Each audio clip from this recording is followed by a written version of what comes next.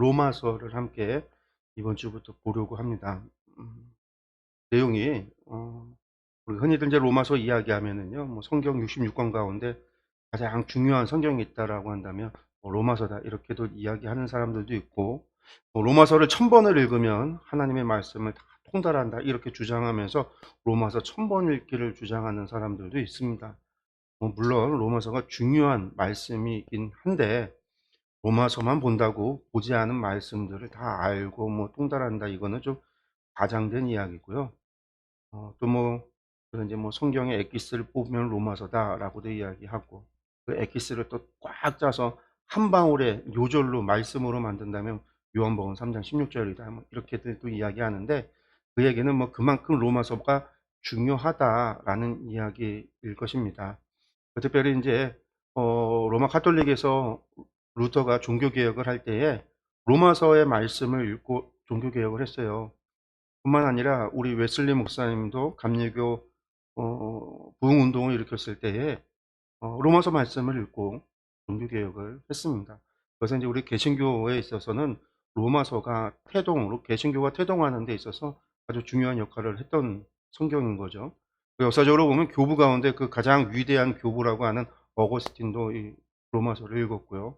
읽다가 또 하나님을 만나는 귀한 은혜가 있었고, 그렇기 때문에 이제 로마서가 중요하다라고도 많이들 이야기합니다. 로마서가 중요해서 저희들이 이제 말씀 보는데 한 절 한 절 한 절이 다 귀한 말씀이에요. 그래서 지금까지는 말씀들을 보면 이렇게 좀 많이 스킵하고 넘어갔는데, 로마서를 또 이해하고 설명하려면 이거를 또 그냥 막 넘겨버릴 수가 없어요. 그래서 될 수 있는 대로 성경의 말씀을 좀 자세하게 들여다보면서 로마서를 공부하려고 합니다. 그래서 이제 아마 한 몇 주에 걸쳐서 보게 될 것 같습니다. 몇 주에 걸쳐서 로마서를 보게 될 것 같아요. 이제 오늘은 이제 로마서 개관부터 시작해서 말씀을 좀 공부하겠습니다. 로마서 하면은요, 헬라어로 프로스 로마이오스라고 합니다. 로마인들에게 보낸 편지다라는 이야기죠. 우리가 이제 늘 이야기하고 반복적으로 하는 이야기지만 바울 서신은 전부 다 수신자를 편지의 제목으로 삼았습니다. 그래서 이제 로마인들에게라는 얘기는 로마에 있는 성도들에게, 여기 이제 우리가 이제 쉽게 얘기해서 이제 로마 교회 성도들에게 보낸, 로마 교회에 보낸 편지다 이렇게 표현을 하는데, 이제 수신자에는 로마에 있었던 교인들에게 보냈다라고 기억을 하시면 되겠죠. 기록자는요 바울입니다. 어, 바울이 라틴어로 파울러스, 바울입니다. 바울. 원래 이제 이름은 그 히브리식 이름은 사울이고, 그리고 이제 바울이라고 이제 라틴어 이름으로 우리가 바울, 뭐 헬라어로도 파울입니다. 파울입니다. 파울. 이제 바울이 기록자인데, 로마의 본서에서, 로마서 자체에서 바울 사도가 썼다라고 하는 이 기록이 세 군데 정도 나오고 있어요. 근데 이제 바울 사도가 직접 펜을 들고 쓴 거는 아닙니다. 여기 봤더니 마지막 16장에 봤더니 이 더디오라고 하는 사람이 있어서 대피를 했다라는 거예요. 대피는 뭐냐면 바울이 불러주면 그것을 듣고 대신 썼다라는 거예요. 그래서 마지막에 바울 사도가 로마 교회에 있었던 성도들에게 문안 인사를 할 때 이 더디오가 나도 이렇게 너희에게 문안한다 이렇게 자기 이름을 슬쩍 집어넣습니다. 그래서 이제 고린도의 가이오의 집에 있었던 더디오라고 하는 사람이 대신 편지를 썼다라는 것이고요. 당시에는 이렇게 대필하는 사람들이 많았습니다. 많았어요. 그래서 대필하는 사람들이 있어서 바울 사도가 직접 쓰지 않고 대필을 했다. 그러니까 우리가 이제 이런 것을 통해서 또 알 수 있는 게 뭐냐면, 물론 이제 우리가 이제 한글 성경을 보면 전혀 이제 우리가 구분할 수가 없는데, 한글 성경에는 번역을 하면서 그냥 이렇게 다 의역을 해놓고 했기 때문에 구분이 안 되는데, 헬라어 기록을 하면서 이 쓰는 사람들마다 독특함이 있어요. 그게 뭐냐면 당시에 헬라어 문법이라고 하는 게 우리나라 말처럼, 우리나라 말도 그렇잖아요. 주어가 있고 동사가 맨 끝이지만 가운데가 뭐 다 나는 오늘 밥을 먹었어. 밥을 나는 먹었어. 나는 오늘 밥을 먹었어. 나는 오늘 먹었어. 뭐 이게 순서가 바뀌어도 전달, 의미 전달에는 아무 이상이 없잖아요. 근데 이게 쓰는 사람에 따라서 이런 문법적인 특징이 막 바뀌어요. 그러다 보니까 바울 서신이 문법적으로 이게 헬라어를 보면은 문체가 다른 것들을 발견을 해요. 그래서 이런 문체가 달라지는 것들 때문에 기록자가 다르다, 바울이 쓰지 않았다라고 주장을 하기도 하고, 이게 그런 이제 여러 가지 문제들이 바울 서신에는 담겨져 있습니다. 그렇지만 이제 우리가 아는 거는 로마서 같은 경우는 대피를 했다라고 분명하게 밝히고 있어서, 다른 복음서에는 이제 대피를 했다라는 이야기들이 뭐 별로 없어요. 이제 바울서신 같은 경우에는요. 이게 나타나질 않아요. 그래서 우리가 알 수 없지만 로마서는 대표를 했다라고 분명히 밝히고 있어서, 아, 이게 대표를 했구나. 그래서 이제 그 문체가 기록하는 사람에 따라서, 말 습관에 따라서 달라질 수 있다라는 것들, 우리가 좀 그런 것들도 염두에 두면, 이제 이런 이야기들이 자꾸 나오기 때문에 그래요. 이게 뭐 본수의 바울의 기록이다, 아니다, 사람들 가운데는 논란이 있다, 논의가 있다. 우리가 이제 성도님들한테 이야기할 땐 다 바울 서신입니다라고 이야기하지만, 우리가 이제 들어가서 보면 바울이 썼는지, 바울이 불러준 걸 썼는지, 바울이 이야기했던 걸 누군가가 듣고 이야기를 나중에 썼는지, 이거는 이제 우리가 알 수 없어요. 이런 차이들이 있기 때문에 학자들이 그런 문제들을 제시하는 겁니다. 그래서 이제 이런 문제들이 있으니까 그런 걸 생각을 하시는데, 로마서 같은 경우는 그냥 처음부터 끝까지, 그러니까 초대교회부터 시작해서 끝까지 바울의 편지다라고 내려져 왔습니다. 그리고 이 편지는요, 갱그리아 교회의 일꾼이었던 베베를 통해서 로마에 전달이 됩니다. 그러니까 베베라고 하는 사람이 이 편지를 들고 가는 거예요. 베베는 갱그리아 교회였고요. 그리고 초대교회 이후에 단 한 번도 문제 제기가, 의문이 제기되지 않았고, 어휘, 문제, 논리의 전개 방식이 바울의 다른 서신들, 특별히 갈라디아서와 매우 유사합니다. 그래서 이제 통일성이 있다라는 거죠. 근데 이제 갈라디아서하고 로마서를 보면 차이가 있어요. 문체상의 차이. 이게 뭐냐면, 갈라디아서는 대부분 막 화를 내거든요. 문장에서 바울 사도의 그 화가 느껴져요. 막 화내고, 막 진노하고 있고, 그래서 이제 막 저주하고 있고. 로마서에는 그런 것이 없어요. 왜 그러냐면, 갈라디아 교회에서는 바울 사도가 마주하고 있었던 갈라디아 교회의 문제 가운데 하나는 뭐냐면, 바울을 반대하던 사람들이 바울이 틀렸다라고 하면서 바울이 전한 복음을 부정하고, 어, 다른 복음을 전했기 때문에, 이 문제 때문에 이제 바울이 화가 나서 전달하는 거고, 로마서에서는 그런 이제 그런 감정들이 보이질 않죠. 그래서 바울 로마서 같은 경우는 좀 조곤조곤 차근차근 막 논리정연하게 편지를 썼어요. 기록이 됐어요. 또 왜 그러냐면, 로마에 있었던 교인들에게 편지를 쓰면서 자신의 복음, 내가 전하는 복음에 대해서 아주 논리정연하게 정리를 해서 보내요. 그러다 보니까 이제 로마서 같은 경우는 매우 신학적이죠, 신학적. 철학적이에요, 철학적. 그래서 사실은 다른 책들보다 로마서 읽기가 쉽지가 않아요. 왜? 철학적으로 기록이 된 거기. 그 안에는 많은 신학적인 주제가 담겨져 있기 때문에. 그리고 그 신학적인 것을 자신의 그 논리학으로, 수사학으로 표현해서 사용을, 글을 쓰고 있기 때문에 사실 로마서가 쉬운 성경이 아니에요. 근데 우리 이제 로마서 엄청 많이 보죠. 그래서 이제 로마서를, 다들 로마서 이야기를 해요. 근데 이제 로마서가 그렇지 않다. 사실은 로마서보다 복음서 같은 게 훨씬 쉽잖아요. 이야기, 사건들 나오니까 얼마나 쉬워요.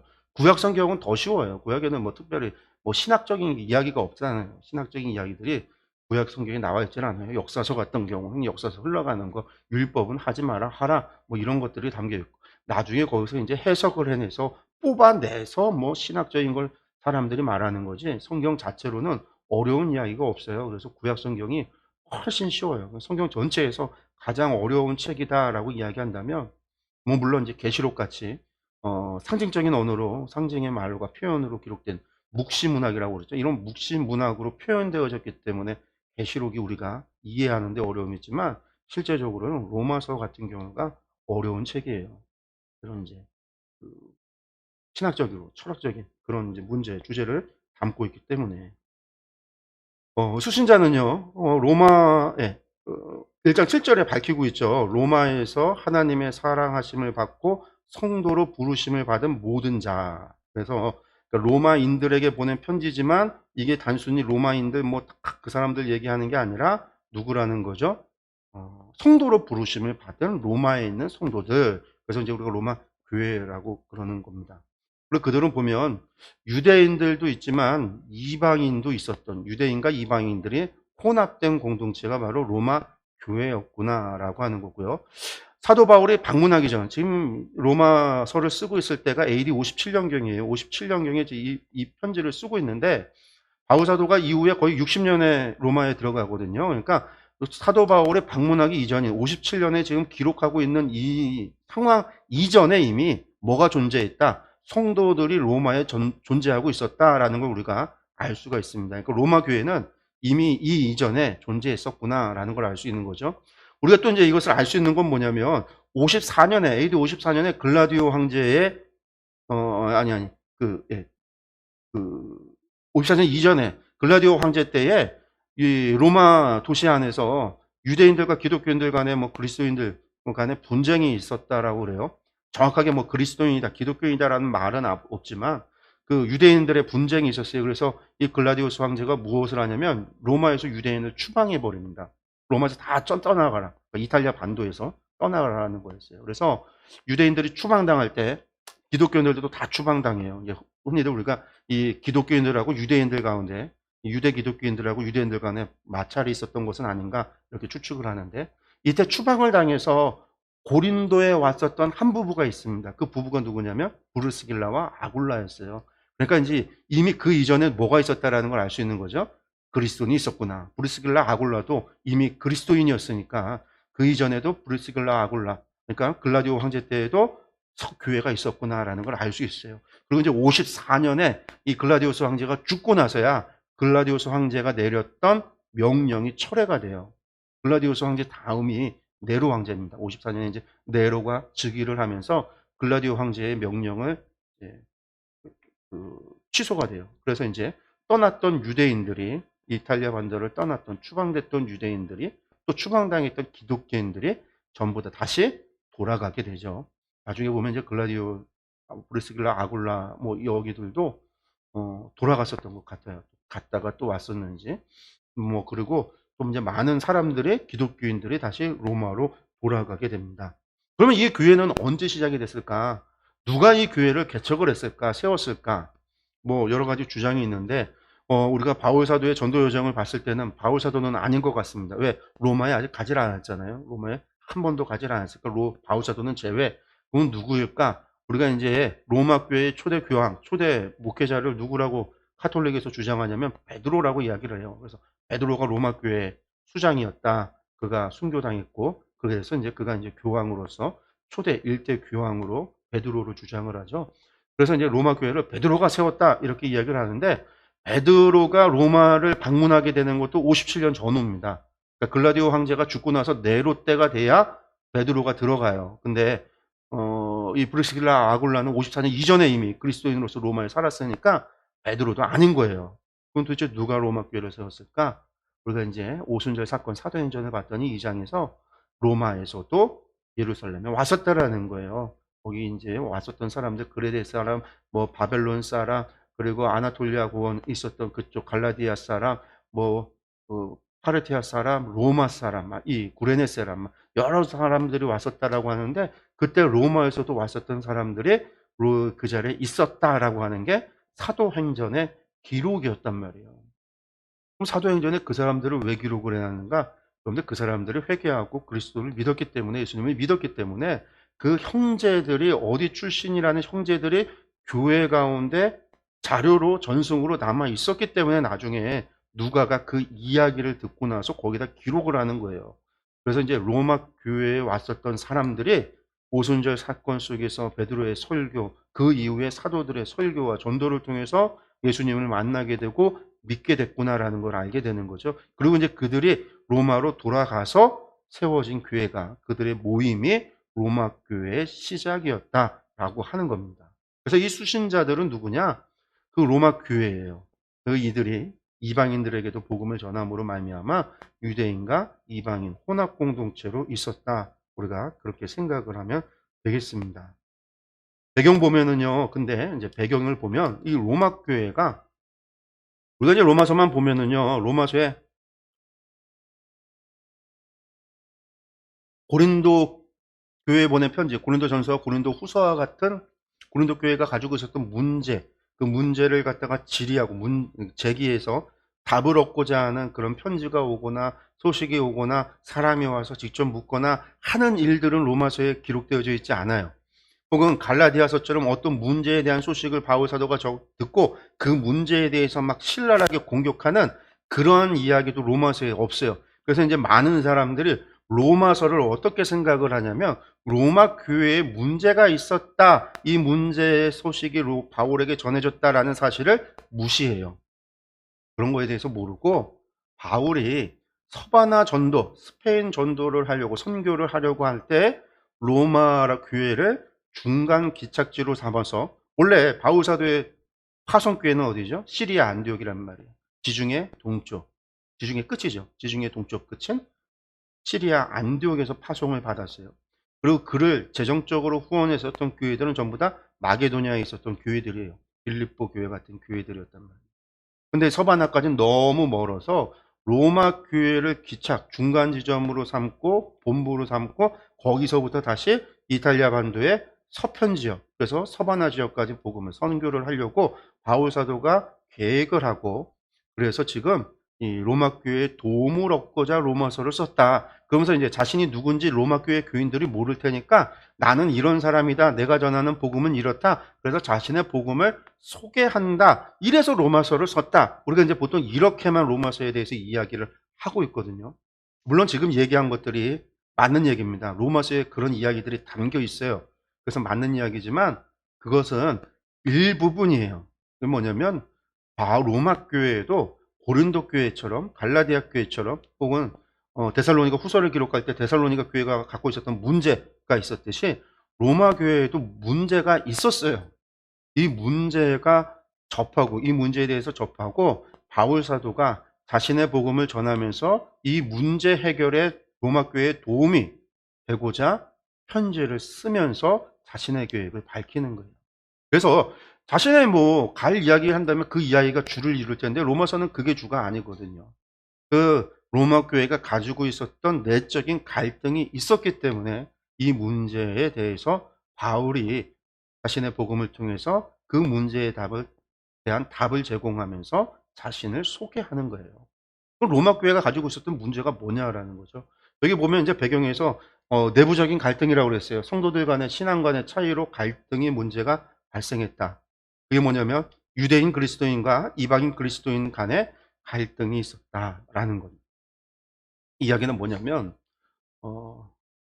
일단은 유대인 그리스도인하고 이방인 그리스도인들 간의 갈등이 있을 수 밖에 없어요. 왜? 유대인 그리스도인들은 당시에 유대인 그리스도인들은 전부 다 모세의 율법을 지켜 행했기 때문에 모세의 율법을 지켜 행했어요. 다들.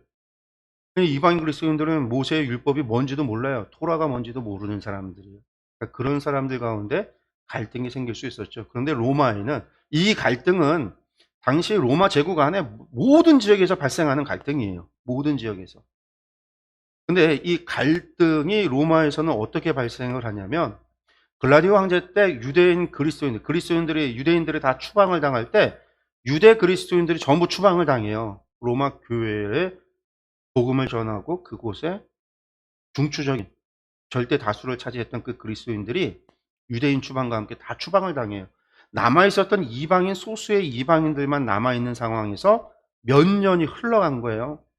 그리고 나서 이 유대인 그리스도인들이 다시금 로마로 들어왔는데 그때 들어오고 나서 보니까 이방인 그리스도인들의 신앙이 너무나 이상하게 흘렀다라는 거죠. 이방적으로. 왜? 이방인 그리스도인들이 잘 모르잖아요. 왜? 성경도 몰라요. 구약 성경 다 몰라요. 하나님 말씀도 몰라요. 누가 가르쳐주고 누가 전해줘야 되는데 가르치고 전해줄 교사의 역할을 해야 되는 사람들은 다 떠나가 버리고 없단 말이에요. 그러고 나서는 자신들이 듣고 초기에 처음 조금 들었던 내용을 가지고 자기들 나름대로의 신앙생활을 한다고 하면서 삶의 행동 양식이 별반 다르지 않는 로마인들과 이방인들과 다르지 않은 삶을 살아가고 있었단 말이에요. 그러고 나서 몇 년의 시간이 흐르고 나서 네로 황제가 즉위되고 글라디우스 황제의 칙령이 폐쇄되고 취소가 되고 나서 유대인 그리스도인들이 왔더니 이방인 그리스도인들이 행하는 것이 잘못됐단 말이죠. 그들의 눈에는. 그래서 그것을 대해서 뭐라고 하기 시작을 하냐면 잘못됐다, 죄다 정죄하기 시작을 해요. 이 정죄하기 시작을 하면서 이방인 그리스도인들 간에 갈등이 일어서는 거예요. 우리는 교회를 지켰는데 니들은 떠났다고 와놓고서 왜 와갖고 주인 행세를 하느냐. 한마디로 이런 싸움이 나는 거예요. 우리가 이제 이런 것을 어디서 볼 수 있냐면요. 중국 교회가 그래요. 중국 교회가. 중국 가정교회 같은 경우가. 이게 뭐냐면, 공산주의가 들어서기 전까지 기독교 선교사들이 중국에 들어가서 선교를 해서 교회를 세우고 전도를 하고 복음을 전했단 말이에요. 그 다음에 이제 공산당 혁명이 일어나면서 중국 공산당이 들어서고 난 다음에 선교사들 다 추방당하고 교회 박해가 나면서 교회가 음성적으로 다 지하로 들어갔어요. 그러고 난 다음에 이 사람들을 누군가가 가르쳐주고 인도할 사람들이 없는 거예요. 자신들이 배운 대로 살지만 그 배운 대로 하는 것이 전체는 아니거든요. 삶의 모든 문제를 다 해결해 줄 수 있는 정답지를 받은 게 아니란 말이에요. 성경의 일부분들만 배웠어요. 대부분 뭐 선교사들이 와서 그 짧은 시간에 복음을 전할 때 겨우 복음서 몇 가지, 복음서의 이야기 몇 가지, 그 몇몇 이야기들만 통해서 설교를 하고 말씀을 가르쳤단 말이에요. 그리고 나서 이 사람들이 성경을 보고 이야기를 신앙생활을 하면서 자기들 마음대로 어떻게 하냐면 신앙을 성장을 시킨 거죠. 성경을 마음대로 해석을 한 거죠. 그러니까 자기가 해오던 많은 고대로부터 내려왔던 그 신앙의 그 전통 속에서 자신들만의 전통 속에서 성경과 믹스를 시키기 시작을 하는 거예요. 이거 이제 혼합주의라고 그러는데 그러고 나서 나중에 이제 중국이 경제 개방을 하면서 선교사들이 이제 중국으로 들어가기 시작을 해요. 그리고 중국에 들어가서 그때 이제 중국 교회는 다 끝났다라고 생각을 했다가 몇십 년이 지나서 선교사들이 들어갔는데 선교를 하는 과정 가운데 지하교회를 발견하게 되는 거죠. 가정교회를. 다 끝났다 생각했을 때 그 가정교회의 명맥이 유지되고 있어서 이것이 하나님의 역사다라고 참 감사했는데 내부적으로 들어가서 봤더니 너무나 큰 문제들이 많다라는 거예요. 그건 뭐냐면 가정교회의 신앙의 모습이 거의 우리가 볼 때는 이단과 다르지 않은 혼합주의로 흘러졌다라는 거죠. 너무나 심각하게. 이건 거의 뭐 2단에서 3단까지도 가는 뭐 3단, 4단 갈 수 있는 한마디로 말해서 그렇게 이제 다른 신앙의 모습들이 맞다라는 거예요. 그 우리나라의 이제 그 가정교회 지도자 가운데 서방 세계로 망명 넘어갔었던 사람이 하늘에 속한 사람인가? 그 책을 한번 나와서 이 책이 막 베스트셀러가 되고 그랬어요.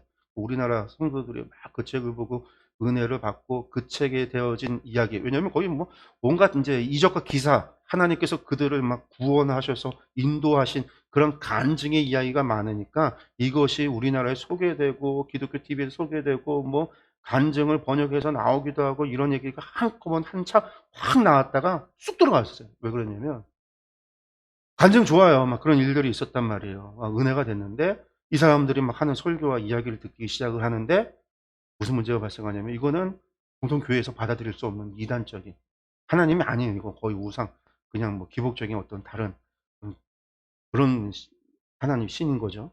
그런 이제 것들이 그들의 이제 많이 노출이 되면서 설교를 하고 말을 하는데 막 성경을 막 지멋대로 이상하게 해석을 하고 거의 이단에서나 할 것처럼 그렇게 간 거예요. 그래서 이제 이단 시비가 붙고 막 그러면서 한순간에 쑥 사라졌어요. 뭐 지금도 이제 기독교 서점 가면은 뭐 하늘에 속한 사람인가 이 책이 뭐 존재하기는 팔기는 하고는 있지만 그냥 뭐 갑자기 불을 듯이 막 유행이 됐다가 한순간에 사라져 버렸어요. 근데 이제 그게 가정교회의 문제들이라는 거예요. 지도자가 없이 자기 마음대로. 우리가 교회, 정통교회 안에서도 하나님 말씀을 전하는데 우리가 그냥 다 내가 믿고 싶은 대로 믿으면서 우리가 자꾸만 혼합주의로 이야기하면서 혼합주의로 빠져나가는 그런 문제가 우리 가운데서도 있는데 교사도 없이 가르쳐 주는 사람도 없이 말씀을 설명해 주는 사람도 없이 우리가 이제 그 에티오피아 내시가 그러잖아요. 내가 가르쳐 주는 사람이 없는데 내가 어떻게 깨닫느냐고. 읽어봐야 못 깨닫는다라는 거예요. 근데 실제로 그런 문제들이 지금 오늘날 21세기에서도 발생을 하는데 당시에도 있었단 말이에요. 로마 교회에. 이게 이제 그 로마 교회가 가지고 있었던 내부적인 갈등이었어요. 자유와 방종으로 흘러갔던 그러니까 내가 마음대로 믿고 나 그리스도인 믿어. 근데 내 마음대로 행동하고 있는 성경의 말씀과 예수의 가르침과는 상관없이 살아가고 있는 이방인 그리스도인. 또 그들을 바라보는 유대인 그리스도인. 우리가 여기서 이제 구분해야 되는 게 있어요. 그게 뭐냐면 아직 바울의 복음이 전달되지 않았으니까 오직 은혜로만 구원을 받는다. 이런 이야기는 몰라요, 이 사람들이. 이 사람들 그런 거 몰라요, 이 사람들은. 그러니까 이방인 그리스도인 하니까 이미 바울의 복음을 접해서 오직 은혜로 구원받는 사람들, 유대인 그리스도인이니까 이 사람들은 모세, 이런 갈등, 이 대립구조가 있다. 이게 아니에요. 왜냐면 이 사람들은 전혀 그런 거를 접해보지도 못한 사람들이기 때문에. 그리고 또 하나, 유대인 그리스도인이라고 하면 당시에는 정통이 뭐다, 이단이 뭐다 구분되지 않았어요. 그리고 이제 유대인 기독교인이라고 하지만 이 유대인 기독교인들도 우리가 조심해서 성경을 볼 때 구분해야 돼요. 그게 뭐냐면 유대인 그리스도인, 이 사람들은 자신들을 기독교인이라고 생각하지 않았습니다. 기독교인이라고 생각하지 않았어요. 유대인이라고 생각을 했어요. 그게 뭐냐면 유대교와 기독교가 분리되지 않았던 시대예요. 57년이면, AD 57년이면. 우리는 지금 뭐 그때 되면 이미 교회가 있으니까 유대교와 교회가 갈라지고 전혀 다른 뭐 그렇게 생각할 수 있는데 아니란 말이에요. 유대인들은 여전히 어디서 예배 드리냐면 회당 가서 예배 드렸어요. 유대인 회당 가서 유대인식 예배를 드렸단 말이에요. 유대교 안에 예수를 따르는 사람들로 생각을 했어요. 유대라고 하는, 유대교라고 하는 바운더리 안에 기독교라고 하는 분파가 그리스도 예수의 도를 따르는, 마치 힐레 학파, 힐레라고 하는 랍비를 따르는 학파가 있듯이 예수를 따르는, 예수의 가르침을 따르는 무리들, 유대교 안에 하나의 이단적인 무리들, 당시 유대교 눈에서는 이단이죠. 기독교인이 이단이었으니까 그런 존재로 봤단 말이에요. 그러니까 이 사람들은 스스로 유대인이라고 생각을 했어요. 그 유대인들이 예수님을 믿는 거지. 그러니 유대인들은 뭘 지켜요? 모세 율법을 지키잖아요. 그게 유대인 기독교인이란 말이에요. 그 당연히 이 사람들은 모세 율법과 이 사람들에 대한 윤리적인 것과 이 사람들에 대해서 정죄하고 판단하고 가르쳐 들 수밖에 없는 거죠. 그다음에 외부적인 문제가, 현실적인 문제가 있단 말이에요. 현실적인 행동 양식의 문제가 있는데 로마 정부의 세속 권력에 대한 순종 문제, 하나님 나라의 시민으로서 이 땅에 어떤 삶을 살아야 할 것인가에 대한 갈등이 존재했다라는 거죠.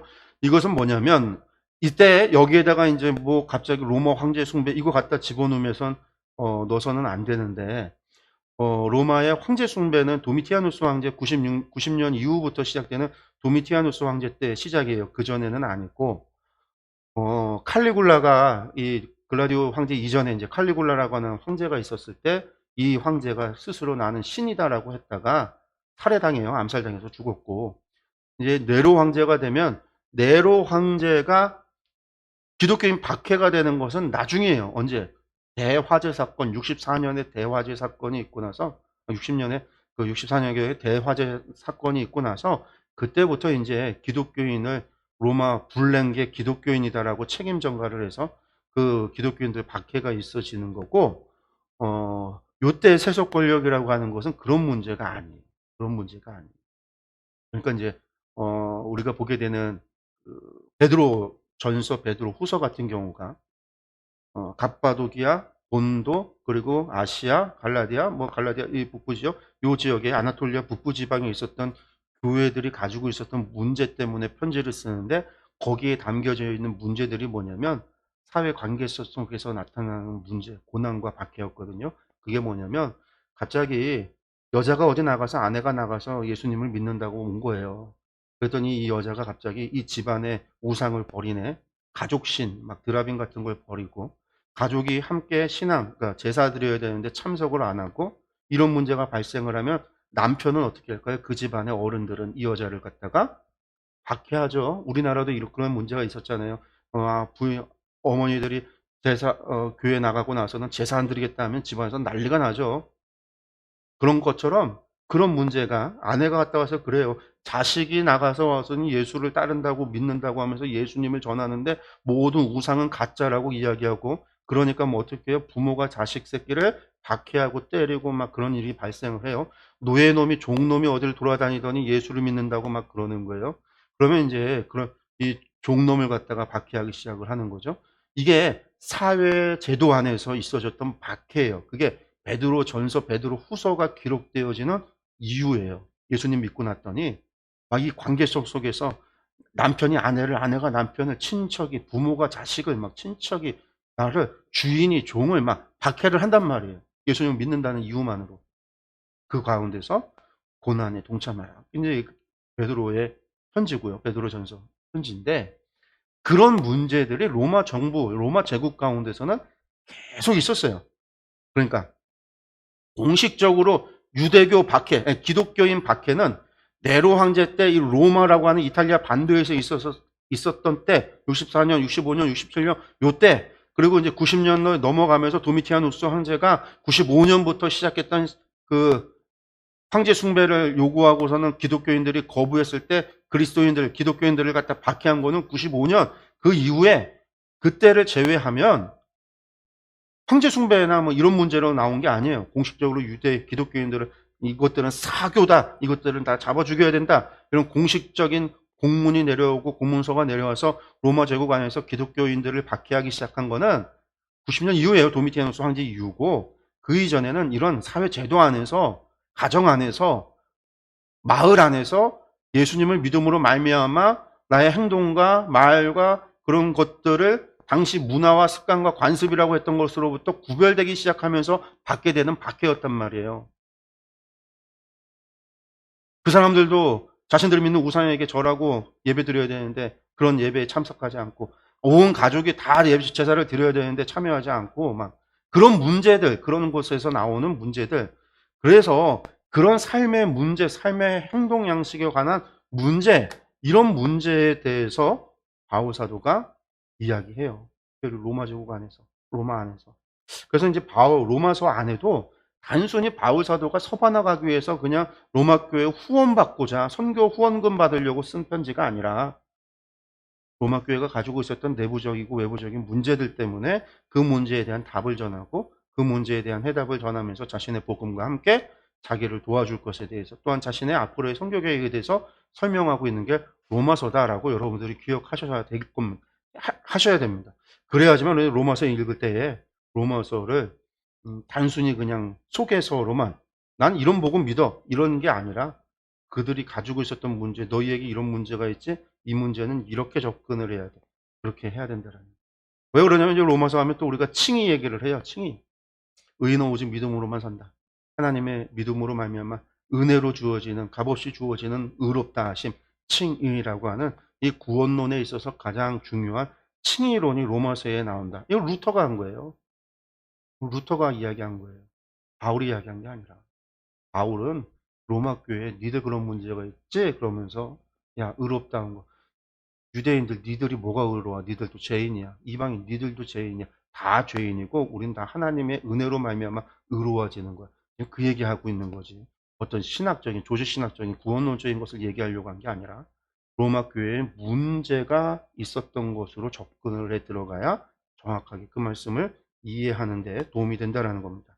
다음에 이제 기록 연대를 보면요. 아까도 말씀드렸다시피 57년입니다. 57년.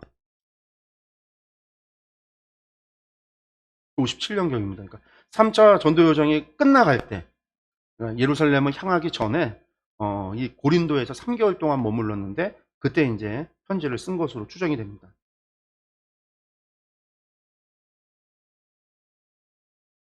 그리고 3차 전도 여정의 지도를 이제 저희가 계속 봐왔었는데 지도를 좀 보면은요.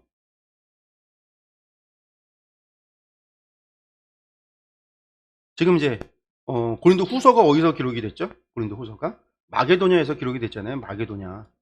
마게도냐에서 기록이 됐었고 디도를 만난 다음에 디도 편에 고린도 후서를 써서 보내고 나서 그리고 나서 바울 사도가 이제 이 마게도냐 지역에서 연보를 걷고 그쪽에서 일을 마무리하고 약속한 대로 고린도로 가게 돼요. 그리고 이제 고린도로 가게 되는데 고린도로 그냥 바로 간 것 같진 않아요. 그러니까 로마서를 보니까 무슨 기록이 있냐면 내가 일루리곤까지 다 복음을 전했다라는 이야기를 하고 있어요. 그러니까 일루리곤이 어디냐면은 저 북쪽 위로 올라가죠. 마게도냐 북쪽에 있는데 지금의 이제 크로아티아라고 생각하시면 되는데 이탈리아 반도가 있으면은요, 이탈리아 반도하고 크로아티아하고 사이에 바다가 있잖아요. 이 바다가 무슨 바다라고 하냐면 아드리아해라고 해요. 아드리아해. 이 마게도냐 있고 마게도냐 동편에 있는 바다가 여기가 이제 에게해죠. 에게해, 아드리아해. 전체는 이제 지중해인데 그 아드리아해라고 그래요. 그 아드리아해 동쪽에 있었던 땅이 일루리곤이에요. 로마 시대 때는. 이 일루리군 끝이 어디냐면 이탈리아 반도하고 만나요. 경계. 그래서 바울 사도가 로마에서 내가 일루리군까지 복음을 다 전했다라는 얘기는 무슨 얘기냐면 로마, 딱 이탈리아 로마를 중심으로 지중해 동편 지역, 이탈리아 동편 지역에 복음을 다 전했다라는 거예요. 이제 더 이상 이곳에는 복음 전할 곳이 없다. 이제 남은 곳은 어디예요? 예수님께서 예루살렘과 유대와 사마리아 땅끝까지라고 그랬잖아요. 당시에 이 이스라엘 예루살렘에서 땅끝은 어디였냐면 서바나였단 말이에요. 서바나. 그러니까 지금 서바나 가기 위해 절반 왔어요. 절반. 로마 이탈리아 반도 이 로마까지 절반이 온 거예요. 이제 나머지 절반을 향해서 내가 서바나로 가겠다. 이 절반 일루리곤까지 복음을 다 전했다라는 걸 바울 사도가 이제 고린도에서 이야기를 하는데 로마서에서 이 고린도 이제 일루리곤까지 아마 갔었던 것 같기도 하고 혹은 이제 3차 전도 여정의 특징이 뭐냐면 바울 사도가 직접 가지 않아도 에베소에 있을 때 바울 사도가 에베소에서 골로새서 라오디게아라 히에라폴리 이런 지역을 가서 교회를 세우지 않았어요. 누가 가서 교회를 세웠냐면 바울 사도의 제자였던 에바브라가 가서 교회를 세웠어요. 그래서 에바브라가 가갖고 그 골로새서 그 히에라폴리 라오디게아 교회 이들 세 개의 교회를 세운 사람이 에바브라예요. 그래서 나중에 골로새서 편지를 보면 에바브라 지도자, 골로새 교회 지도자 에바브라가 바울 사도 만나기 위해서 로마까지 온 이야기가 나오거든요. 그러니까 이 3차 전도 여정의 특징이 뭐냐면 바울 사도가 직접 다 돌아다닌 게 아니라 제자들을 보내서 교회를 개척하도록 보냈단 말이에요. 이걸 우리가 이제 바울 사도의 선교단, 이 선교단들이 움직였다라고 그래요. 에베소에서 골로새는 누구를 파송했어요? 아볼로 파송했었잖아요. 에베소 교회가 아볼로를 고린도로 파송을 했듯이 나중에 바울 사도가 마게도냐 가기 전에 먼저 누구를 보내요? 디모데와 또 누굴 보내죠? 에라스도 디모데하고 같이 보내갖고 마게도냐에 미리 보내놓잖아요. 그러니까 바울 사도가 직접 가지 않고 바울의 제자들이 아마 일루리곤까지 복음을 다 전했을 것으로 추측을 하는 거죠. 어쨌든 그래서 이제 일루리곤까지 다 세웠다라는 거고 그리고 나서 이제 고린도에 와서 3개월간 머물다가 이 고린도에서 뭘 하냐면 편지를 써서 아까 갱그리아 교회의 배배편에 로마로 보내는 게 로마서입니다. 그래서 이게 이제 57년 3차 전도 여행이 53년 봄에 출발을 해서 57년 5월까지인데 아마 이제 이 로마서 쓰고 난 다음에 예루살렘 교회로 돌아가니까 아마 57년 뭐 한 2월쯤 뭐 1월에서 2월 사이에 로마서를 보내고 나서 아마 고린도 교회를 떠나서 예루살렘으로 돌아가는 것으로 봐요. 아마 이게 57년 겨울 1, 2월쯤에 쓰지 않았을까라고 우리가 추측을 하는 겁니다. 그래서 제가 이제 3차 전도여정까지 우리가 좀 다시 보면은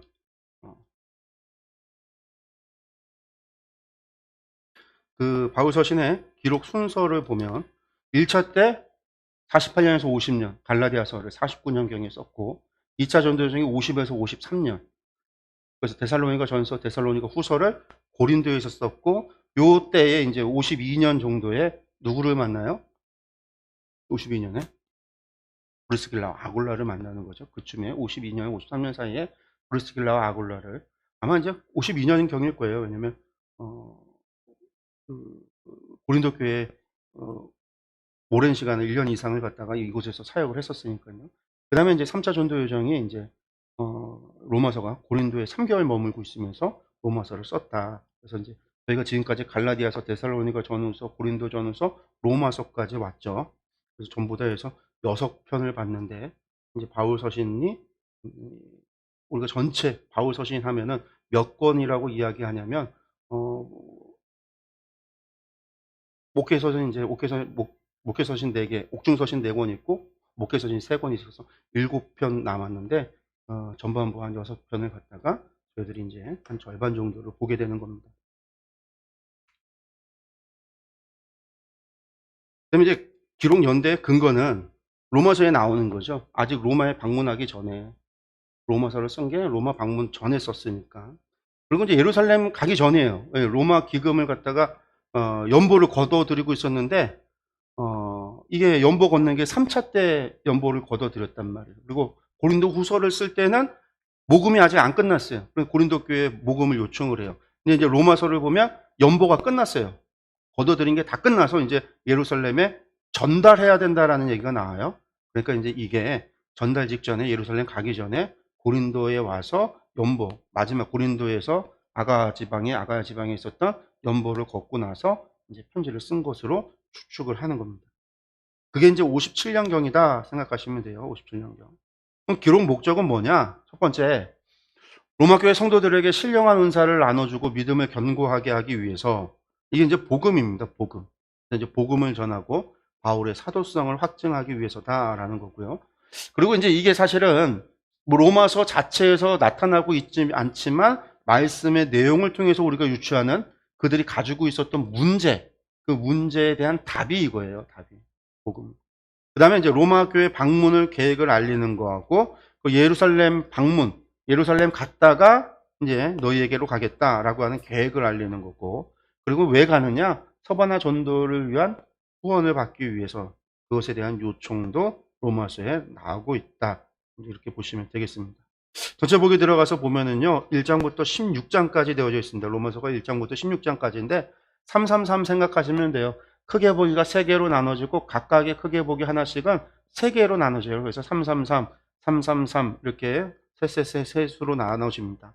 첫 번째 보면 하나님의 구원의 방법, 구원은 무엇이냐? 하나님의 은혜로, 믿음으로 된다. 이거를 우리가 이제 한자로 말해서 이신칭의, 그러니까 신앙용어로 이신칭이다라고 이야기를 하고요. 하나님의 구원의 방법에 대해서 이야기하고, 그 하나님께서 이스라엘의 구원에 대해서 그 다음에 이제 9장에서 11장까지가 이스라엘의 구원에 대해서 이야기를 하고, 그 다음에 12장부터 16장까지는 구원받은 사람은 구원받았어. 구원받은 사람은 어떻게 살아가야 되느냐? 12장부터 구원받은 자의 삶에 대해서 이야기합니다. 그래서 이제 로마서 자체에서 우리가 이신칭의만 자꾸만 생각하면 이신칭의는 8장까지 이야기해요. 8장까지. 뒤에 얘기는 아니에요. 뒤에 얘기는. 근데 실제로 우리가 보면 앞에 것만 얘기해요. 로마서 이야기하는 사람들도 보면 뒤에 얘기 안 해요. 특히 12장부터 16장까지 얘기는 아예 안 해요. 이건 꺼내지도 않아. 여기서 이제 중간에 조금 이제 뭐 이야기하는 게 9장 얘기 조금 하고 아브라함 얘기하느라고 중간에 조금 얘기하고 대부분 1장에서 8장만 얘기하면서 로마서 얘기 다 끝냈다라는 거예요. 그러니까 이게 얼마나 우스워요. 16장까지 가운데 절반도 아니고 앞에 것만 얘기하고, 그 바울 사도가 이야기하는 편지 쓰는 방식이요. 앞에가 서론이에요. 전부 다 서론. 뒤에 얘기를 하려고 앞에 얘기를 꺼내요. 그러니까 바울 사도의 뒤에가 결론이에요. 바울 사도가 얘기하려고 하는 주제는 뒤에 있어요. 대부분. 앞에 있는 게 아니라. 갈라디아서 다른 서신서들도 앞에는요. 그냥 다 서론이에요. 서론. 그리고 이제 바울 사도가 이야기하려고 하는 주제는 뒷부분에 있어요. 고린도 교회에 보낸 고린도 후서, 바울 사도가 진심으로 하고 싶은 이야기 뒷부분에 있는 거예요. 내가 자랑할 것은 약함을 자랑한다. 그리고 연보에 대한 이야기, 내가 너에게 방문할 계획에 대한 이야기. 갈라디아서 후서 뒤에예요. 갈라디아서 전부 뒤에가 핵심이에요. 앞에 전반부의 얘기는 뒤에 얘기를 하려고 논리 전개를 위해서 제시하는 것들이에요. 근데 우리는 이제 로마서는 중요한 뒷얘기는 안 해. 앞에 얘기만 한다. 물론 이제 앞에 얘기도 중요합니다. 이 전부 다 앞에 얘기를 통해서 루터가 종교개혁하고 웨슬리도 종교개혁하고 막 사람들이 그러니까 이거 자꾸 신학적으로 접근을 해서 그러는데 아니다. 뒤에가 바울 사도가 편지를 쓰는 사실은 목적하고자 하는 이야기 전부 다 뒤에 있어요. 앞에는 이 앞에 있는 거는 그들이 가지고 있는 문제에 대한 답을 주면서 그 사람들을 이야기로 자신의 논리, 자신이 하고자 하는 얘기로 끌어들이기 위해서 이야기를 전개하는 방식입니다. 그래서 이제 전반부가 1장에서 8장까지는 하나님의 구원의 방법, 하나님의 은혜에 대한 이야기를 하는 것. 그것이 이제 3가지로 죄 아래 모든 사람은 죄 아래 있다. 그리고 오직 믿음으로만 의롭다함을 받고 그것이 곧 그리스도와 연합한 삶을 살아가는 것이다. 라고 이야기를 하고요. 그 다음에 이제 이스라엘의 구원은 그럼 도대체 이방인과 유대인이 다른 건 뭐냐? 이방인의 독특함이 뭐냐? 그거죠. 그것에 대해서 하나님의 선택인데 이스라엘이 불신앙을 했고 믿지 않았고 그래서 이방인이 접붙임 받은 거다라는 이야기를 해요. 하지만 이스라엘은 그렇다고 끝났냐? 언젠간 이스라엘이 회복할 거다. 이건 바울사도의 이제 소망인 거죠. 그 다음에 이제 12장에서 16장에는 이제 하고자 하는 얘기예요. 그래서 구원받은 사람들, 니들이 구원받았으면 이런 12장에서 16장의 삶을 살아야 된다라는 거예요. 특별히 12장, 13장, 14장, 15장. 16장은 이제 인사니까. 문안, 인사. 니들이 구원받았으면, 니들이 그렇게 구원받았다고 서로 싸우고 다투냐? 너희들 구원받았으면 구원받은 삶을 살아라. 한마디로 성화의 삶을 살아라. 그리스도인의 삶을 살아라. 하나님의 백성에 합당한 삶을 살아라. 라는 거죠. 그 이야기가 뒤에 온다. 여러분들 그렇게 생각을 하시면 되겠어요. 우리가 이제 로마서에서 우리가 잊지 말아야 되는 것이 또 있는데 그게 뭐냐면 로마서에 대한 오해 가운데 또 다른 오해가 하나 더 있어요. 그 오해는 뭐냐면 바울사도가 이제 율법은 폐하여졌다. 그 로마서의 바울사도의 이야기를 통해서 사람들이 자꾸만 율법은 폐하여졌다. 그렇게 주장을 해요. 율법으로는 아무도 구원을 받을 수 없다. 구원에 이를 수 없다. 여러분들 바울사도가 그런 얘기 하지 않습니다.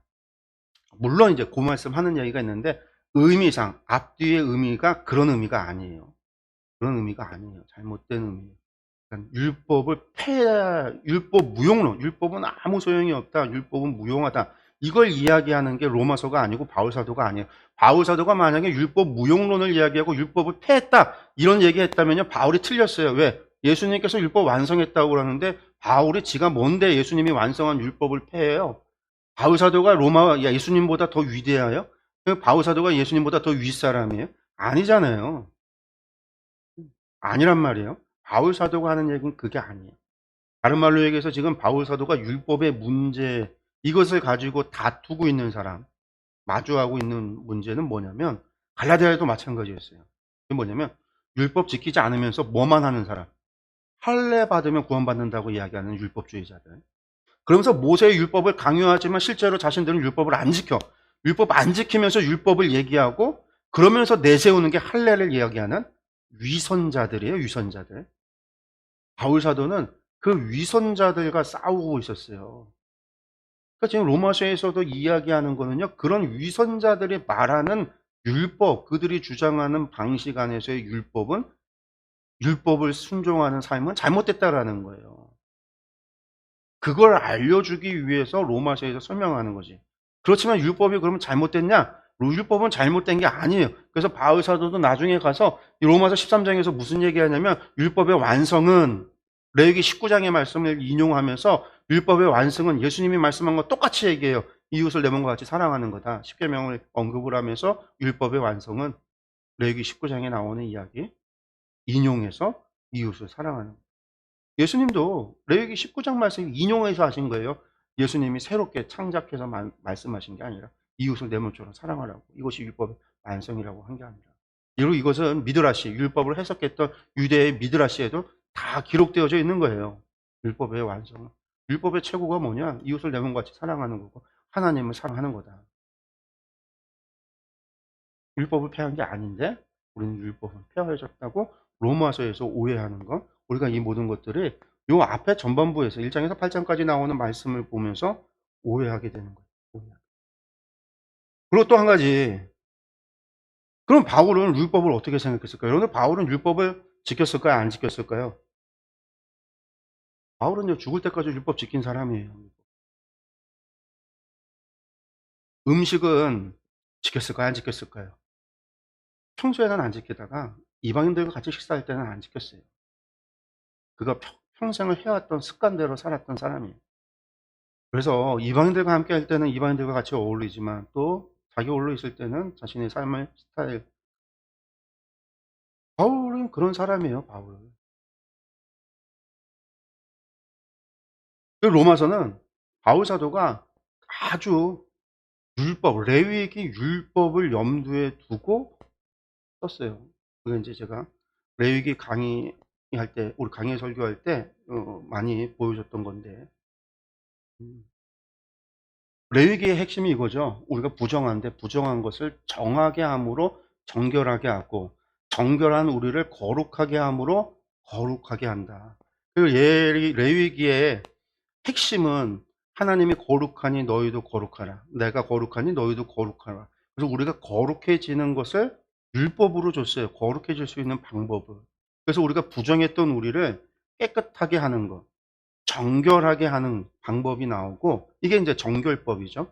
그리고 이 정결해진 우리를 다시금 거룩하게 만들어서 하나님의 거룩한 백성으로 만드는 게 레위기 율법이에요. 율법.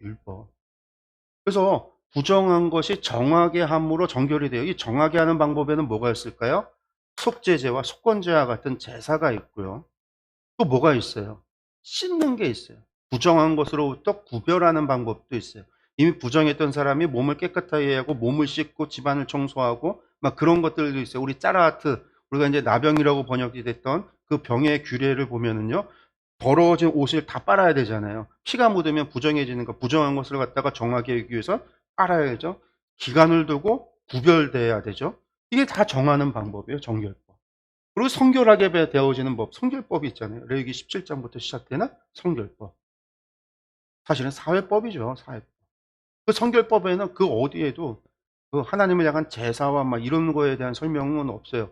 그런 게 아니라 우리가 피를 어떻게 해야 되는지, 부정한 것을 어떻게 해야 되는지, 저 가나안 땅의 그런 풍습과 악습, 그 음란한 이런 것들로부터 우리를 어떻게 지켜야 되는가? 우리가 하나님의 백성으로서 어떻게 안식일을 지켜야 되고, 안식년을 지켜야 되고, 희년을 지켜야 되는가? 우리가 하나님이 주신 기업을 어떻게 간직하고 그 기업을 물어가야 되는가? 우리가 어떻게 하나님 말씀을 지키고 살아가야 되는가? 우리가 하나님 앞에 서원한 것에 대해서 우리는 어떻게 지켜야 되는가? 그런데 이런 것에 대한 게 전부 다 성결법이에요. 이게 레위기 율법이에요.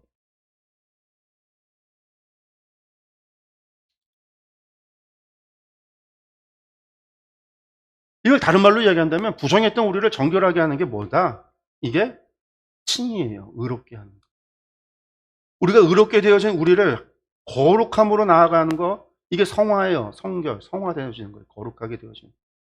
로마서로 이야기한다면 로마서 일부가 하나님의 구원의 방법, 이신칭이 우리가 부정했던 우리, 죄인이었던 우리가 어떻게 하나님의 은혜로 말미암아 정결하게 되어졌는가, 이게 일부의 내용이에요.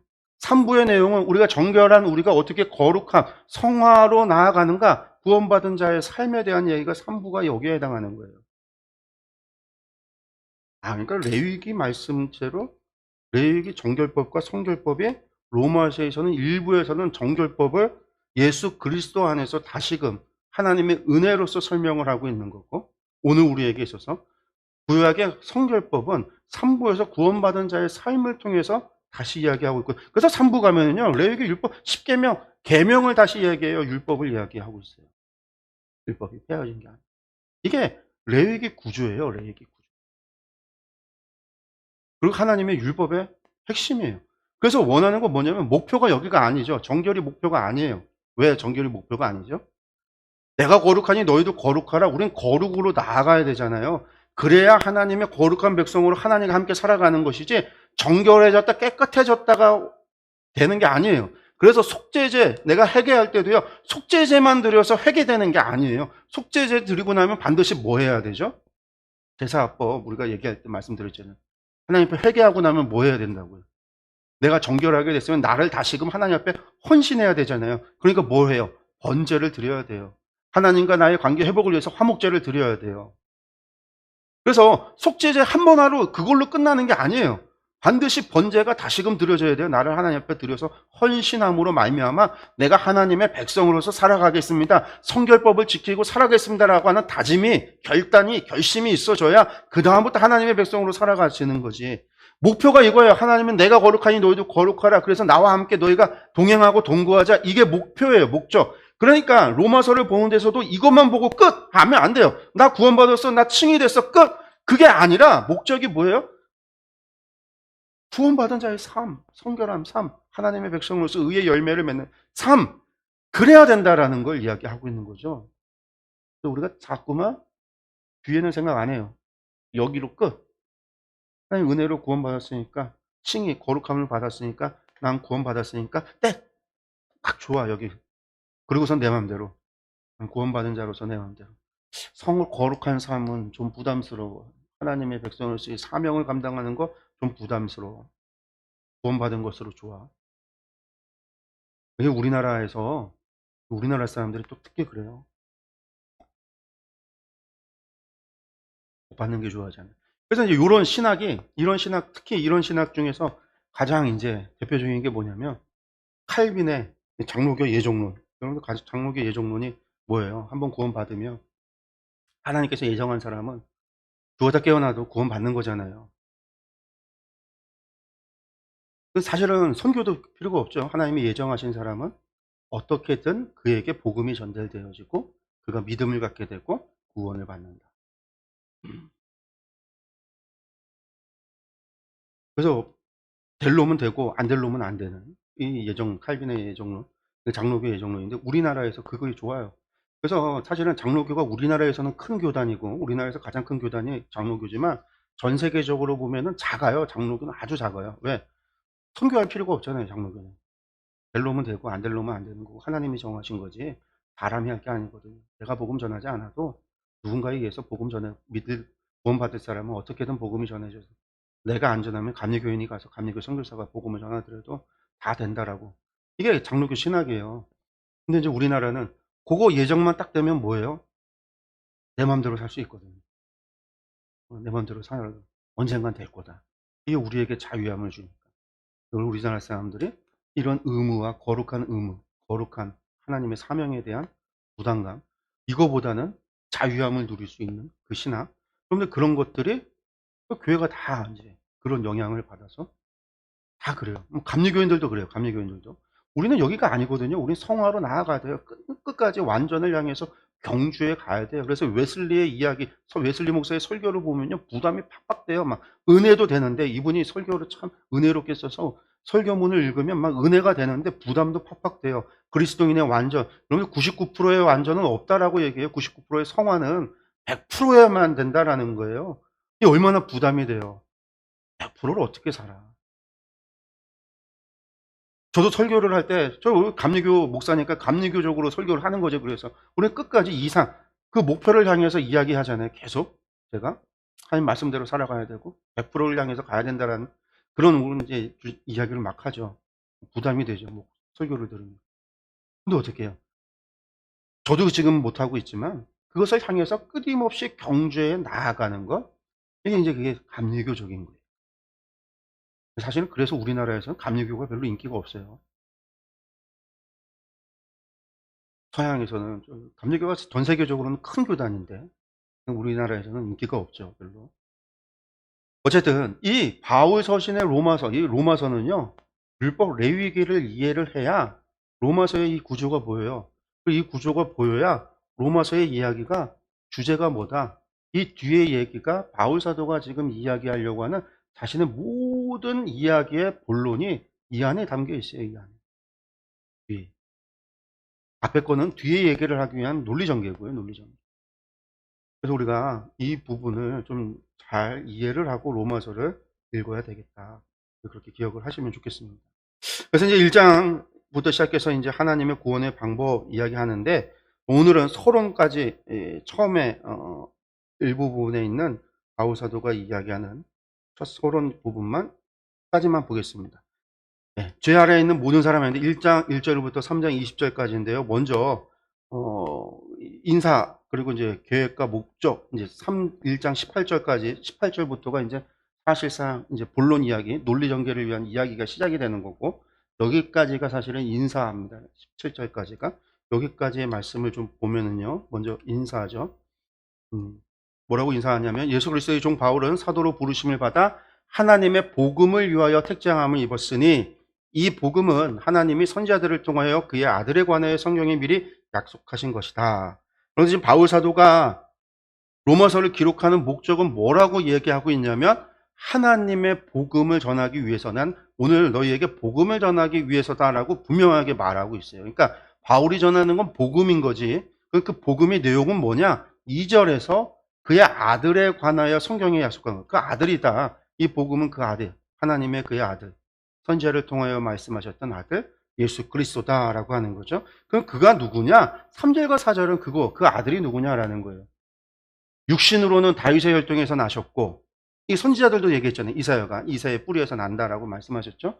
성결의 영으로는 죽은 자들 가운데서 부활하사 능력으로 하나님의 아들로 선포되셨으니 곧 우리 주 예수 그리스도라. 그러니까 내가 전하는 복음은 예수 그리스도다라는 이야기예요. 그건 누구다? 다윗의 혈통에서 나셨고 그리고 성결의 영으로는 부활하신 분이다. 부활하신 예수 그리스도다. 바울 사도가 이렇게 전제를 이야기하면서 하는 이유가 있어요. 다윗의 혈통에서 나셨다라는 얘기는. 어쩔 수 없어요. 예수님은요, 이스라엘에서 나셨어요. 그러니까 우리가 왜 이스라엘이냐? 이스라엘이 뭐가? 이방인은 그럴 수 있어요. 우리는 그렇게 이야기할 수 있지만 아브라함을 통해서 하나님이 약속을 주셨고, 그리고 다윗의 뿌리에서 오실 메시아를 약속하셨고, 그렇게 예수님께서 유다 지파 다윗의 뿌리, 이새의 뿌리에서 다윗의 자손으로서 나셨어요. 그러니 이스라엘을 우리가 싫다고 그래도 하나님의 구원사의 계획 가운데 이스라엘은 존재할 수밖에 없어요. 그래서 이제 이따 2부에서 이스라엘의 구원의 문제에 대해서 이야기하는 거죠. 그 다음에 이제 로마 방문 계획과 목적을 앞에 이제 말씀합니다. 8절에서 17절인데, 8절 보면, 여기서부터 보면요. 먼저 8절, 10절. 먼저 내가 예수 그리스도로 말미암아 너희 모든 사람에 관하여 내 하나님께 감사함은 너희 믿음이 온 세상에 전파됩니다. 이야기는 뭘까요? 온 세상에 너희의 믿음이 전파됐다. 이건 좀 과장법이에요. 온 세상에 전파된 게 아니라 바울이 자기가 그 얘기를 들었다라는 거예요. 니들 믿음 참 좋다. 먼저 칭찬하면서 이야기를 하는 거죠. 이게 수사학적인 방법이에요. 그러면서 이제 내가 너희들의 소식을 내가 들었다. 뭐 로마서에서는 나는 너희의 소식을 들었다라는 말 표현은 안 하지 않지만 지금 들었다라는 거예요. 그리고 그걸 어디서 들었을까? 나중에 보면 문안 인사하는 40여 명의 사람들이 전부 다 바울 사도의 제자들이에요. 바울 사도가 로마로 먼저 보낸 사람들. 그 사람들로부터 소식을 들은 거죠. 로마 교회의 상황을, 거기 교회의 문제를. 그러니까 이제 바울 사도가 소식을 들었다라는 얘기예요. 이 표현은요. 어떻게 하든지 이제 하나님의 뜻 안에서 너희에게로 나아갈 좋은 길 얻기를 원한다. 먼저 나는 너희에게 가려고 한다. 이걸 위해서 기도하고 있다라는 얘기죠. 그 다음에 이제 11절, 12절 보면은요. 내가 너희 보기를 간절히 원하는 것은 어떤 신령한 은사를 너희에게 나누어 주어 너희를 견고하게 하려 합니다. 여러분들 이제 어떠한 신령한 은사, 이게 이제 은사를 보내, 아까 기록 목적에서 말한 거죠. 처음에 얘기하고 있어요. 신령한 은사를 너희에게 나눠줘서 너희의 믿음을 견고하게 하려고 한다. 이는 곧 내가 너희 가운데서 너희와 나의 믿음으로 말미암아 피차 아니함을 얻으려 하는 거다. 우리가 서로 함께 교제하려고 하는 거다. 라고 하는 건데, 그럼 도대체 어떤 신령한 은사를 얘기하려고 하는 건가? 궁금하잖아요. 이제 뒤에서 또 이야기하는데. 여러 번 가려고 했는데, 어, 갈 수가 없었어요. 그러니까 너희가 모르기를 원치 않는다. 내가 여러 번 가려고 했었다. 라고 하면서 헬라인이나 야만이나 지혜 있는 자나 어리석은 자에게 다 내가 빚진 자라. 복음의 빚진 자라는 거죠. 그러면서 이야기합니다. 그러므로 나는 할 수 있는 대로 로마에 있는 너희에게도 복음을 전하기 원하노라. 이게 이제 목적이에요. 복음 전하러 간다. 앞에 신령한 은사를 얘기하고, 도대체 신령한 은사가 뭐야? 설명 안 해놨어요. 근데 신령한 은사가 뭐 병 고치는 은사야, 예언의 은사야, 방언의 은사야? 그게 아니에요. 복음을 전하는 거야. 신령한 은사라고 하는 거예요. 내게 너희에게 복음 전하기를 원한다. 이 복음은 뭐예요? 앞서 얘기했죠? 이 복음은 3절에서 뭐라고 그랬어요? 그의 아들에 관하여 라고 하면서 나왔잖아요. 이 복음은 하나님의 선지자들을 통해서 그의 아들에 관하여 성경에 약속하신 것, 예수 그리스도에 관한 거잖아요. 이 복음은 예수 그리스도에 관한 거. 16절에 내가 복음을 부끄러워하지 않니, 이건 이제 내가 전하는 복음입니다. 내가 전하는 복음을 내가 부끄러워하지 않는 것은 이 복음은 모든 믿는 자에게 구원을 주시는 하나님의 능력이 됨이라. 은사죠. 이게 은사인 거예요. 신령한 은사. 먼저는 유대인에게 그리고 헬라인에게로. 복음에는 그 복음은 하나님의 의가 나타나서 믿음으로 믿음에 이르게 하나니 기록된 바 오직 의인은 믿음으로 말미암아 살리라 함과 같으니라. 원래 성경은 오직 없습니다. 그냥 의인은 믿음으로. 이건 이제 루터가 성경 오직이라는 말을 단어를 넣는데 독일어 번역 성경을 쓰면서 오직이라는 말을 성경에 없는 단어를 넣는데 개신교 전통에서는요. 그 로마 루터의 독일어 성경을 그대로 차용해서 오직이라는 말을 넣었어요. 근데 이거는요, 성경에 기록된 바죠. 이건 하박국에 기록된 말을 인용하고 있는 겁니다. 그래서 이제 우리가 이제 이신득이라는 거예요. 믿음으로 의를 얻는다. 이신득이, 네, 솔라 피데, 이게 이제 루터가 종교 개혁하면서 솔라 피데, 솔라 스크립트야, 솔라 그라시아, 오직 믿음으로, 오직 성경으로, 오직 은혜로, 오직 이야기하면서 오직 의인은 믿음으로 말미암아 살리라. 이게 이제 루터가 종교 개혁을 했었던 이야기인데 원래 하박국 2장 4절에는 의인은 그의 믿음으로 말미암아 산다라는 말이었어요. 근데 바울 사도가 얘기하고 있는 이 복음, 내가 복음을 왜 이러냐면 당시에는요. 사도들이 전하는 복음 많았단 말이에요. 베드로가 전하는 복음도 있고, 요한이 전하는 복음도 있고, 야고보가 전하는 복음도 있고, 이름 모르는 아무개가 전하는 복음이 있단 말이에요. 유대인 기독교인들이 전하는 복음이 있단 말이에요. 유대인 기독교인들이 전하는 복음은 어떤 복음이었어요? 예수 그리스도를 믿지만 모세의 율법을 지켜야 된다는 복음이 있었어요. 갈라디아 교회에서 나위가 전한 것 외에 다른 복음을 전한다면 천사라 할지라도 하나님 저주를 받는다 얘기하잖아요. 다른 복음들이 있었단 말이에요. 그러니까 지금까지요, 이 로마서가 기록되는, 아니, 성경이 기록되어지는 시대까지도요, 바울 사도가, 지금 이제 우리가 바울 사도가 활동하는 이 시기에 바울 사도의 복음이 정통으로 인정받질 않아요. 못했어요. 왜? 이것을 정통으로 인정하고 인정 안 하고는요, 나중에 교회가 세워지고 하나의 교회가 만들어지고 나서야 2세기 이후에 교권이라는 게 만들어져야 만들어지는 거예요. 그 교권에 의해서 정통과 이단이 나눠지는 거예요. 그전에는 바울의 복음, 베드로의 복음, 야고보의 복음, 사도들의 복음, 어떤 성도의 복음, 유대인 기독교인들의 복음 다 달랐어요. 이것이 오늘날로 이야기하면 다 다른 교파처럼 수많은, 그리고 그것들을 서로 싸우고 다투고 했단 말이에요. 바울은 누구랑 다퉜어요? 유대인 기독교인들이랑. 그 유대인 기독교인들 가운데서도 특별하게 더 극성적으로 모세의 율법을 철저히 지켜야 된다. 검소하게 예수의 가르침대로 십자가를 지고 아무것도 가지지 말고 지팡이하고 약대 토롯 하나만 가지고 그렇게 검소하게, 그리고 율법을 지켜 행하면서 살아가야 된다라고 하는 사람들도 있었어요. 에비온, 기독교 최초의 이단, 우리가 말하는 말시온이나 영지주의보다도 먼저 시작됐던 이단. 이단은, 이 사람들은요, 바울의 복음하고는 정반대에 있었던 복음이에요. 바울이 전한 교회에서는 싸웠어요. 이게 나중에 2세기, 3세기 가면서 교권이라는 게 만들어지면서 교회 제도가 만들어지면서 이단, 성경 정경화와 함께 이단 시비가 들면서 정통과 비정통이 나와요. 그때 누가 승리한 거냐면 바울의 복음이 인정을 받게 되는 거죠. 그러니까 그 이전까지는요, 우리가 이 1세기 때 초대교회, 우리가 생각하는 이상적인 거, 지난주에도 제가 말씀드린 그런 이상적인 초대교회 없다고요? 없어요. 없었어요. 수많은 전하는 사람들이 복음이 있었어요. 누가복음도 처음에 누가가 뭐라고 얘기해요? 예수 그리스도에 관해서 복음을 전하는 사람이 너무 많다는, 이렇게 복음서를, 예수의 복음, 마태의 복음, 마가의 복음, 요한의 복음, 뭐 이런 복음서 같이 예수 그리스도에 대해서 전하는 사람들이 무지하게 많다라는 거예요. 각자의 복음이 많다라는 거예요. 그래서 자기가 펜을 들고서는 기원까지 올라가서 근원까지 살펴서 내가 복음서를 쓰겠다. 누가가 이야기하듯이 당시에 수많은 복음들이 있는데 저마다 전하는, 바울은 내가 전하는 이 복음을 나는 부끄러워하지 않으며 내가 전하는 복음은 뭐다? 하나님의 의가 이 땅 가운데 나타나서 그 의는 예수 그리스도입니다. 믿음에서 믿음으로 이르게 하는, 그래서 우리가 믿음으로 말미암아 사는, 바로 그 하박국의 말을 가져다가 믿음으로 의롭다 하심에 대해서 내가 복음을 전한다 라고 이야기를 하는 겁니다. 여기까지가 방문 계획과 목적, 서론, 인사와 서론에 해당하는 부분이에요. 여기까지 오늘 저희가 얘기했고요. 다음 주부터 이제 본론으로 시작을 해서 들어가면, 바울은 이제 바울 사도가 그럼 하나님의 의가 왜 필요했는가? 이 땅에 예수 그리스도께서 왜 오셨는가? 라고 하는 질문이 되겠죠. 이 땅에 하나님의 의가 나타났다. 왜 나타나야만 했는가?